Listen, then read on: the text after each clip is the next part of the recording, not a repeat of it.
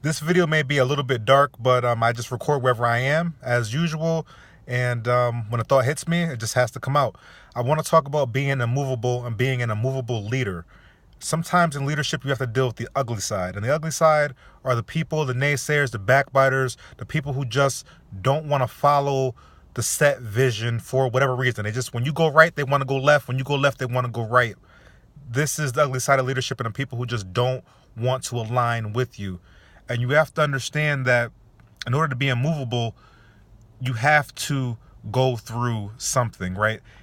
Think of the largest tree in the world. The largest tree in the world is the sequoia tree. And the sequoia starts off like any other tree.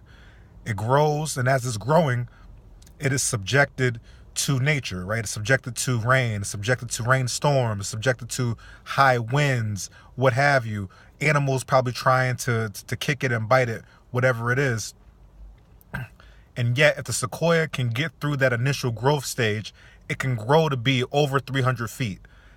Think about that for a second. The sequoia is probably, if not the most, one of the most immovable trees you have out in nature. Virtually immovable, but it has to get through its growth process.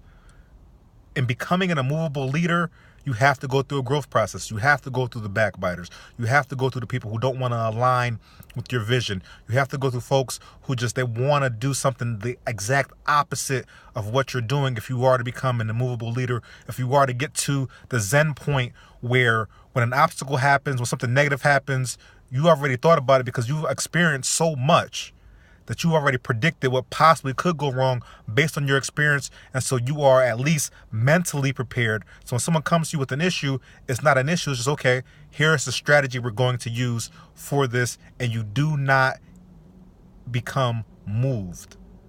Immovable leadership. Think about it.